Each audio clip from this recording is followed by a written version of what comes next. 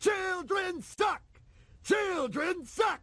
I despise this episode with a bloody passion. Nightmare as a Child does have very cool concepts and a nice idea, but it has not held up well, and looking back at it made me question why people love this one at all. Rod Serling actually dedicated this episode as a love letter to his favorite school teacher, since the protagonist is respectfully based off of her. But after seeing this, I'm starting to ponder if it was a Dear John letter, since it was that terrible. In this fail bomb, we follow a school teacher named Helen Foley, who is haunted by a mysterious little ghost girl named Marky. Yo, Marky, let's play some b-ball. She follows Helen around and vaguely warns her about bad things to come. While this is occurring, Helen also encounters this weird, creepy guy who claims to be a friend of Miss Foley's dead mother, and attempts to bond with her for some reason, oversharing that whole dead mom thing.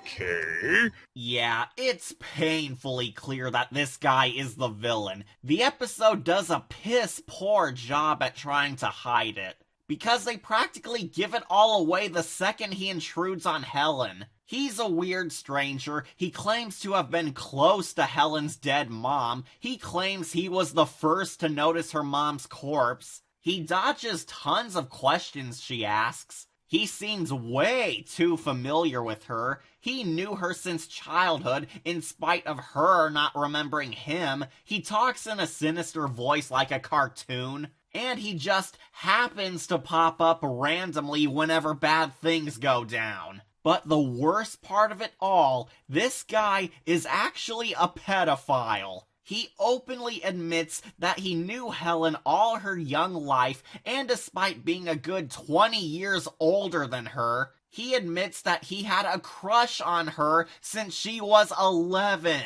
Well, it's wonderful to see you grown up the way you have. Just as beautiful as you were when you were a little girl. I had quite a crush on you.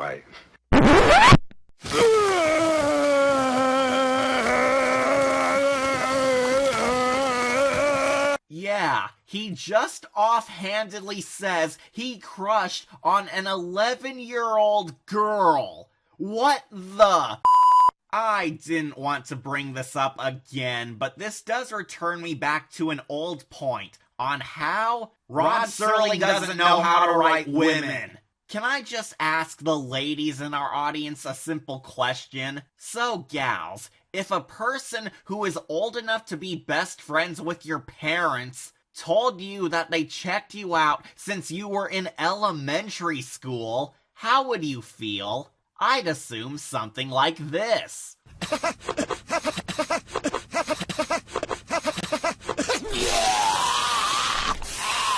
Yeah, it's screwed up. The fact that Helen actually feels complimented by this guy, having a crush on her when she was 11, while he was 30, definitely exposes this as a product of a sick time. And for the rest of this episode, I dubbed this guy Pedo Man, because I am never going to forget this. So while Pedo Man creepily sticks around town, Helen finds out that Marky, Hey, Mark, the ants for your ant farm came today. Is actually her past self. Marky is the embodiment of Helen's lost childhood innocence, and she's trying to convince her adult self to stop repressing the memory of her dead mother and confront her dark past. Yep, we're pulling a Silent Hill / Tales from the Crypt / Toy Train style twist, where our hero's past inner child wants to help their cynical adult self overcome their inner turmoil and move on in life.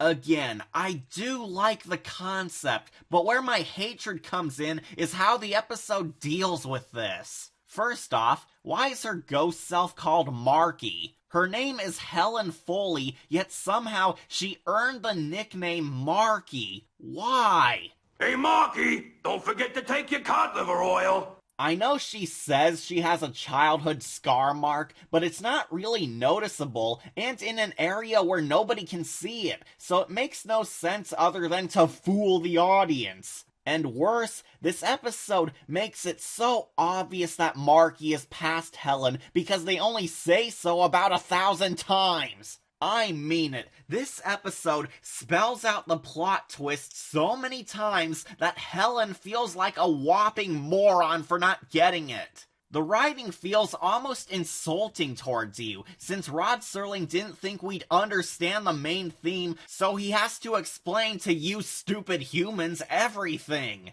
They think we're too dumb to comprehend the twist. I'm you, Helen. Understand now? I'm you. I'm you when you were 10 years old, when you lived with your mother in the apartment house. I'm you when you were arguing with Mother downstairs, and she tried to get away. I'm you. And she ran into your room. I'm you. And the men caught her. I'm you. And you picked up something heavy. I'm you. And hit her on the head. I'm you. And then you screamed so loud, Helen. Duh, really? I hate the writing in this because it explains everything that we can clearly see with our own eyes. For crying out loud, there's literally a scene where Pedo Man shows Helen a picture of her childhood self to show us, oh look, it's Marky! What does it mean? Also, wait, why does the Pedo Man even have a photo of Helen as a little girl on him? Unless, oh Lord. Selling your old hand-me-downs? Yep. You got anything you used to wear in the summertime? Just these old shorts. Sweet Jesus. And just in case that didn't alert you that Pedo Man was the bad guy, we even see in the flashback that he was the one who killed Helen's mom. They don't even try to hide it. You can see that it's the same damn guy. Yet this episode has the cojones to make Pedo Man a twist villain. What? The creepy guy who checks out little girls was a bad guy? Who woulda thunk it? And while we're on shocking twists, did you guys know that you go potty in the bathroom? I know, I always thought you'd use the sink. I hate this episode so much, but you know what sealed the deal for me? It was the twist villain's end goal. You see, Pedo Man was stalking Helen for over 20 years. Not because of his sick crush on a child, but because he feared that one day Helen would remember that he murdered her mom and would turn him into the cops. Basically, this guy killed old Mrs. Foley for her money, ran off, then instead of skipping town or offing the one witness to his crimes, he spent over 20 years stalking her just in case he would then have to kill her on the off chance she'd recognize him for his crimes. You know the horror stories where a creepy guy stalks a woman and goes to insane extremes just to do so? Well, this tale started that trend. This dude killed a woman for her money, then instead of fleeing the city or capping the daughter over said crime, he chose to stalk her for over 20 years of her life just in case he would then have to one day kill her for remembering that he was the culprit. Why? By the way, this guy is not a supernatural force or a ghost or anything. He is a real person.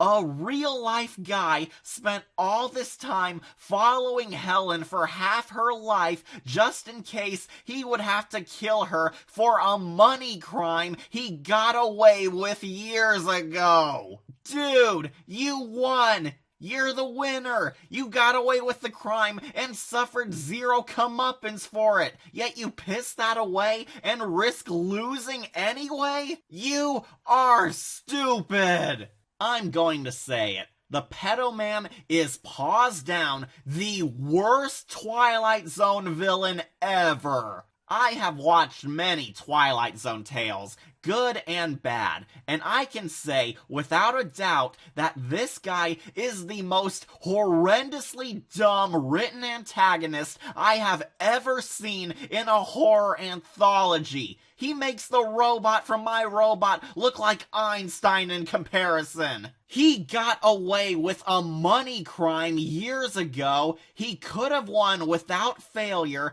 and he holds all the cards in his deck, but for no reason, he chose to risk it all, wasting his life trailing a witness who fails to even recognize him, and for no reason reminds her of the trauma at every turn. Therefore confessing like a dumbass. This guy sucks.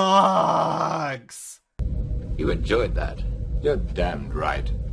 So, big shock, the pedo man accidentally triggers Helen's lost memories, causing her to see the truth, leading to them fighting. However, she effortlessly kills this guy by shoving him down the stairs where he dies. Because the criminal mastermind who prepared 20 years to kill this old lady apparently never brought a weapon to finish her off. And after killing the dumbest criminal in the world, Marky vanishes, freeing Helen of her traumatic pain and allowing her to live happily ever after.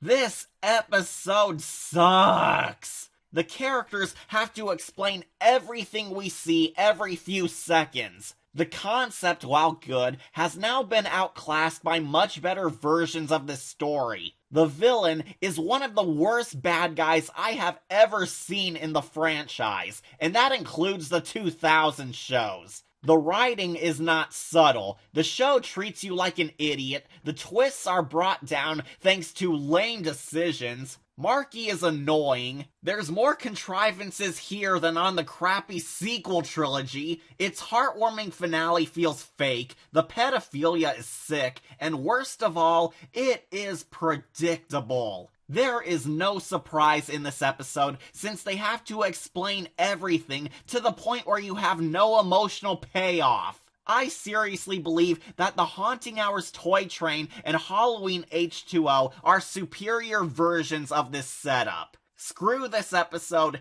it's not fun. I give this tale a decayed skull. While I do grant credit to some of the good ideas the Twilight series generated for grand horror, this episode should stay as a faded memory. Great show, Mark. Yeah, you really captured me perfectly. Me too, Marky. You are so talented. The Twilight Zone.